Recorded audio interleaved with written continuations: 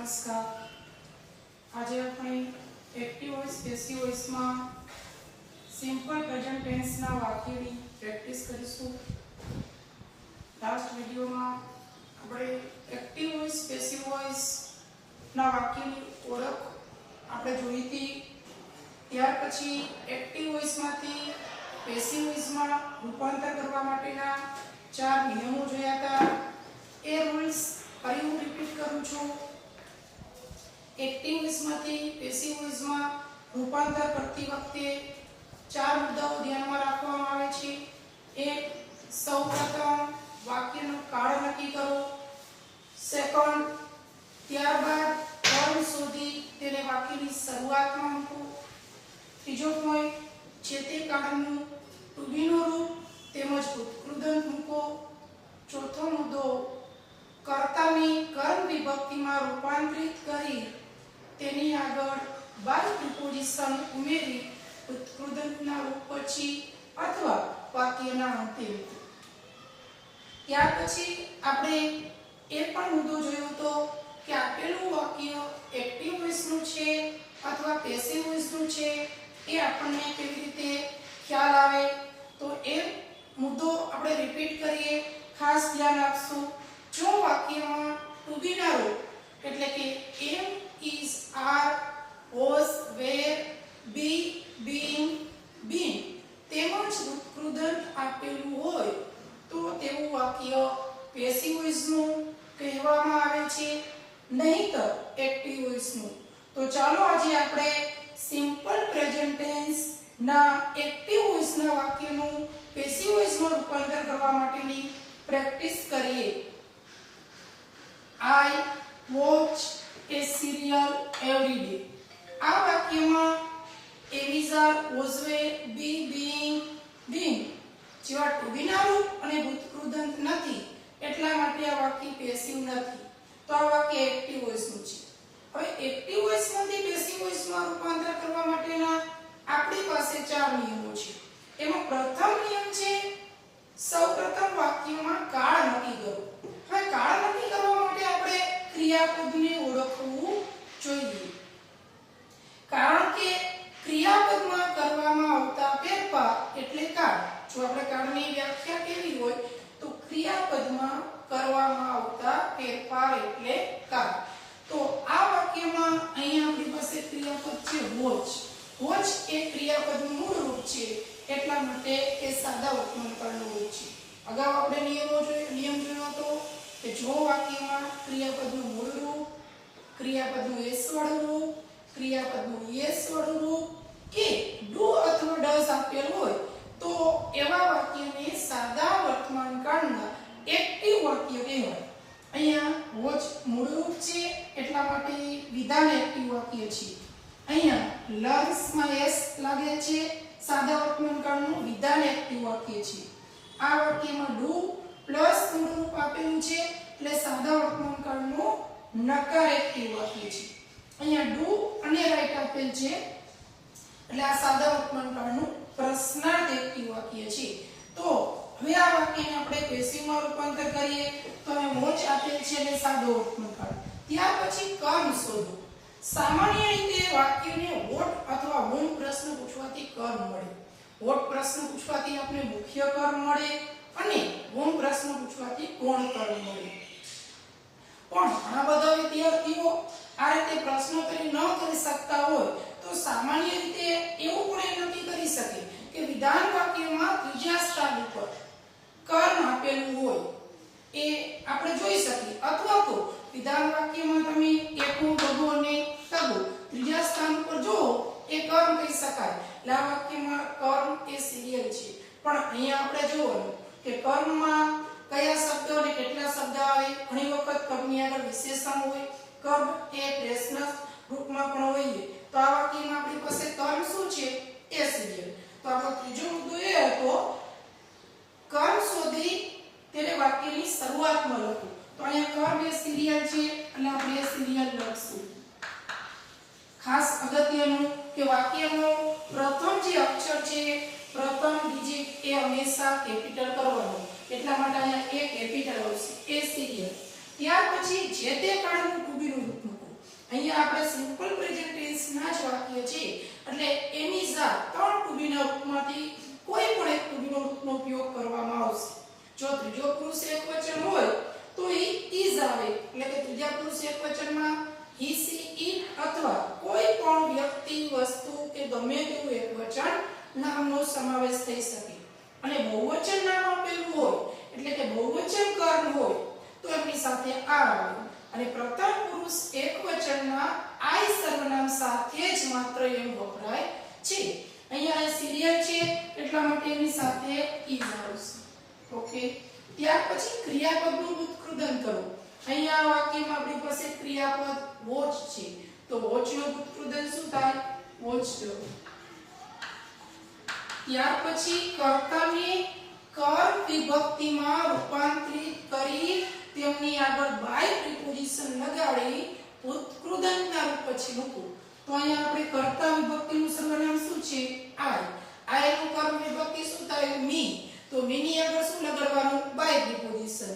તો આપણે અહીંયા બાય મી. ત્યાર પછી અન્ય શબ્દ શું છે આપણે વાક્યમાં? એવરીડે. તો અહીંયા લખશું આપણે એવરીડે. દરેક વાક્ય પૂર્ણ થાય એટલે આપણે ફૂલ સ્ટોપ લખવું પડે. એટલે આપણે વાક્યનો જવાબ થયો કે cereal is watched by me every day. ત્યાર પછી second sentence Dhyani learns grammar every day. તો આ વાક્યમાં learns એ પ્રત્યયવાળું ક્રિયાપદ છે. સાદા વર્તમાન કાળનું વિધાન ક્રિયા દર્શાવતું એક્ટિવ વાક્ય કહેવાય. અહીંયા આપણી પાસે કર્મ તો એકો ભગવોને તગો એટલે કર્મ શું થશે? ગ્રામર અથવા ગ્રેમર. તો આપણે કર્મ ગ્રામર છે એ આપણે શરૂઆતમાં લખશું. તો ગ્રામર. ગ્રામરમાં જે છે ને કેપિટલ કરવાનું. ફર્સ્ટ વર્ડ છે હંમેશા કેપિટલ કરવાની આપણે પ્રેક્ટિસ પાડીશું. એટલે ગ્રામર. હવે ગ્રામર છે એ એકવચનનું રૂપ છે. એકવચનનું રૂપ હોય તો આપણે ઇઝ મૂકવાનું. ત્યાર પછી આપણી પાસે મુખ્ય ક્રિયાપદ છે learns. તો એનું ઉત્કૃદન કરશું learn. ત્યાર પછી આપણી પાસે કર્તા વિભક્તિ ધ્યાની છે, નામ છે, પ્રોપર નાઉન છે. તો આપણે એની આગળ બાય લગાડશું. બાય ધ્યાની. ત્યાર પછી અન્ય શબ્દ એવરીડે છે એમનો જ રહેશે.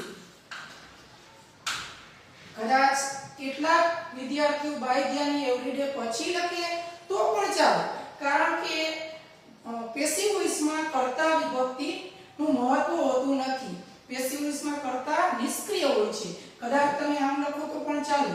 Grammar is learn every day by Dhyani તો પણ ચાલે. ત્યાર પછી ત્રીજું વાક્ય we do not drink tea. આ વાક્ય છે એ સાદા વર્તમાન કાળનું નકાર એક્ટિવ વાક્ય છે. સાદા વર્તમાન કાળનું નકાર એક્ટિવ વાક્ય છે. તો અહીંયા આ વાક્યમાં મુખ્ય ક્રિયાપદ drink છે અને કર્મ શું થશે? ટી. તો આપણે ટી શરૂઆતમાં લખશું. ટી માં ટી કેપિટલ. ત્યાર પછી do does માત્ર ને માત્ર સાદા વર્તમાન કાળના નકાર અથવા પ્રશ્ન એક્ટિવ વાક્યમાં સહાયક ક્રિયાપદ તરીકે વપરાય.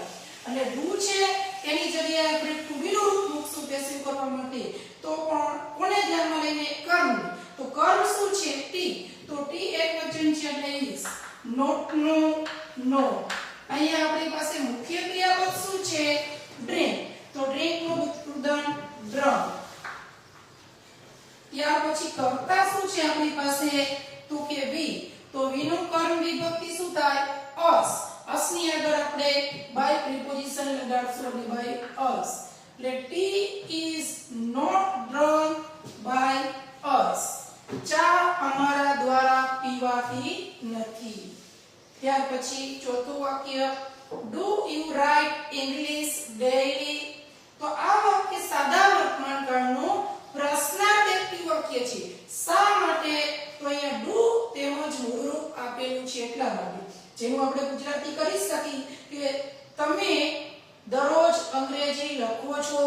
હવે એનું પેસિવ કરવું હોય તો આપણે આમાં કર્મ શોધવું જોઈએ. આ વાક્યમાં do સહાયક ક્રિયાપદ છે.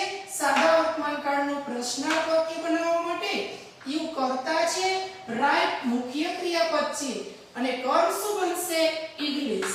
તો આપણે કર્મ ઇંગ્લિશ છે એ કર્મને કર્તાની જગ્યાએ મૂકીશું તો યુ ની જગ્યાએ મૂકશું, રાઈટ. હવે પેસિવ વોઇસ માં હંમેશા ટુ બી ના રૂપ કર્મને ધ્યાનમાં લઈને આવે. તો આપણી પાસે કર્મ ઇંગ્લિશ છે એટલે એમને ધ્યાનમાં લઈને આપણે ટુ બી નું રૂપ ઇઝ મૂકીશું. તો શરૂઆતમાં ટુ બી નું રૂપ ઇઝ, ત્યાર પછી કર્મ ઇંગ્લિશ, રાઈટ છે એનું ઉદાહરણ રિટર્ન થાય એટલા માટે રિટર્ન. ત્યાર પછી અહીંયા કર્તા યુ છે તો એનું બાય યુ, એટલે કે is English written by you daily. પ્રશ્નાર્થ ચિહ્નનો પ્રશ્નાર્થ ચિહ્ન. ત્યાર પછી પાંચમું વાક્ય, who teaches English in your school? આ વાક્ય પણ પ્રશ્નાર્થ એક્ટિવ વાક્ય છે, પણ who વાળા વાક્યમાં કર્તા વિભક્તિ આપેલ હોતી નથી, કારણ કે ઉથી પ્રશ્ન પૂછતી વખતે કર્તા વિભક્તિ નો લોપ થઈ જાય છે એટલે કે નીકળી જાય છે. એટલા માટે કર્તાનું આપણે કર્મ વિભક્તિ કરવાનું થાય તો who છે ઇન્ટ્રોગેટિવ વર્ડ્સ છે એનું કર્મ વિભક્તિ whom થાય અને whom ની આગળ by લાગશે. પણ અહીંયા આપણે શરૂઆતમાં જ by લખવું પડશે. શા માટે? તો કે આ વાક્ય પ્રશ્નાર્થ છે. પ્રશ્નાર્થ વાક્ય માટેની બે શરતો. કોઈ પણ પ્રશ્નાર્થ વાક્ય હોય તો એ વાક્ય બનાવવા માટે કાં તો એમાં સહાયક ક્રિયાપદ આપેલા હોય અથવા તો WH ના શબ્દ આપેલા હોય એટલે કે પ્રશ્નાર્થ સૂચક શબ્દ હોય. એટલે પ્રશ્નાર્થ વાક્ય બનાવવા માટે સહાયક ક્રિયાપદ અથવા WH બેમાંથી એક શબ્દ હોવો જોઈએ. તો whom કર્મ વિભક્તિ શું થશે? whom. પણ whom ની આગળ આપણે શું લગાડશું? by preposition. એટલે આપણે શરૂઆતમાં લખશું by whom. ત્યાર પછી આ વાક્યમાં આપણું કર્મ શું છે? ઇંગ્લિશ. આ વાક્યમાં આપણું કર્મ શું છે? ઇંગ્લિશ. તો ઇંગ્લિશ કર્મને ધ્યાનમાં લઈને ટુ બી નું is, ત્યાર પછી ઇંગ્લિશ એટલે by whom is English. અહીં આપણી પાસે મુખ્ય ક્રિયાપદ શું છે? teach. બરાબર, teaches. તો teaches નું ઉદાહરણ થાય to, એટલે આપણે લખવું to. ત્યાર પછી આપણે શરૂઆતમાં જ by કર્મ વિભક્તિ લખી નાખી છે એટલે અહીંયા લખવાની જરૂર નથી. ત્યાર પછી અન્ય શબ્દ જે છે એ એવી જ રીતે in your school. પ્રશ્નાર્થ ચિહ્ન. ત્યાર પછી છઠ્ઠું વાક્ય, what do you buy daily? what વાળા વાક્યમાં પણ આપણે એક વિશેષતા યાદ રાખવાની કે what વાળા વાક્યમાં મુખ્ય કર્મ આપેલું હોતું નથી. એટલા માટે એવું પેસિવ કરવામાં કરતી વખતે કર્મ શોધવાનું હોય નહીં, કારણ કે મુખ્ય કર્મ હોતું નથી. What do you buy daily? તમે દરરોજ શું ખરીદો છો? તો આ વાક્યમાં કર્મ આપેલ નથી. what થી પ્રશ્ન પૂછતી વખતે કર્મ નીકળી ગયું છે. એટલા માટે અહીંયા what નું what વાળા વાક્યમાં કર્મ આપેલ નથી. એટલા માટે સામાન્ય રીતે એકવચન નું જ ટુ બી નું રૂપ મૂકવામાં આવે. એટલા માટે આપણે અહીં મૂકશું. હવે અહીં આપણી પાસે ક્રિયાપદ છે by. તો by નું ઉદાહરણ શું થશે? bought. એટલે what is bought. ત્યાર પછી આપણી પાસે કર્તા શું છે? you. એટલે what is bought by you daily.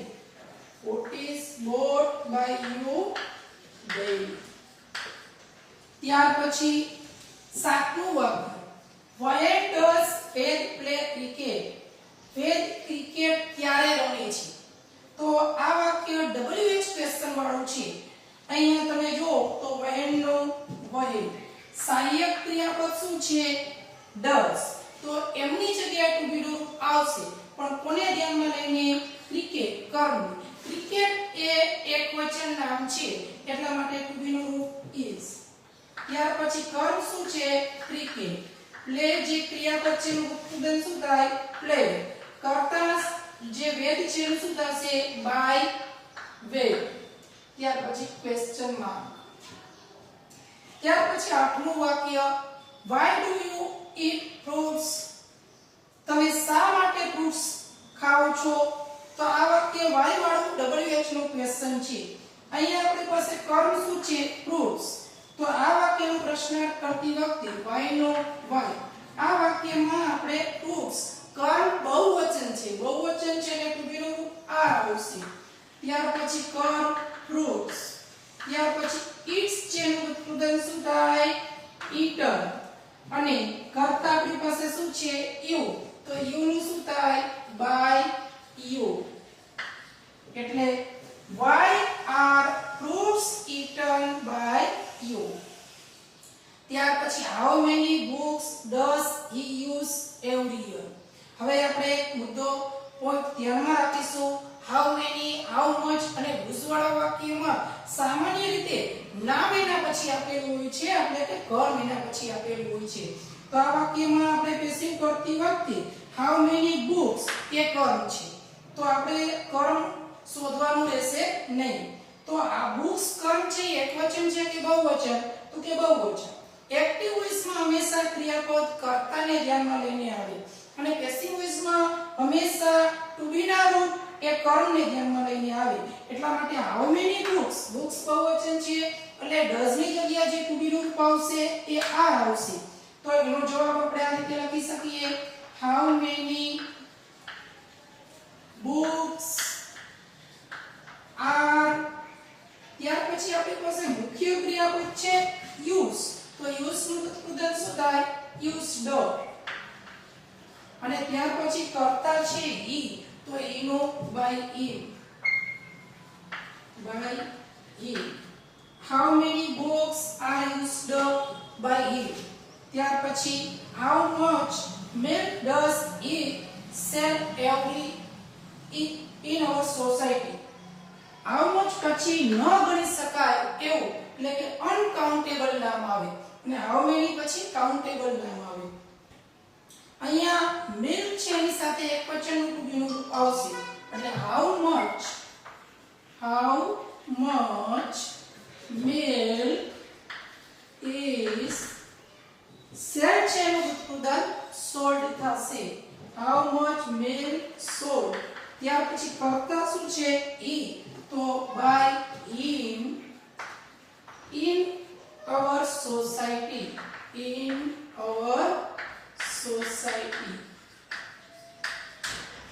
how much milk is sold by him in our society તો આ જે વાક્ય આપેલા હતા એ સાદા વર્તમાનકાળના એક્ટિવ વાક્ય હતા એનું આપણે પેસિવમાં રૂપાંતર કર્યું હવે પછી આપણે બે કર્મવાળા વાક્યની નોંધ જોશું બે કર્મવાળા વાક્યમાં તમે જો મુખ્ય કર્મથી પેસિવ કરો તો તમારે ગૌણ કર્મની આગળ ટુ મૂકવું પડે અને ત્યાર પછીના વિડિયોમાં આપણે હવે પેસિવ વોઇસમાંથી એક્ટિવ વોઇસમાં રૂપાંતર કરવા માટેના વાક્યની પ્રેક્ટિસ કરીશું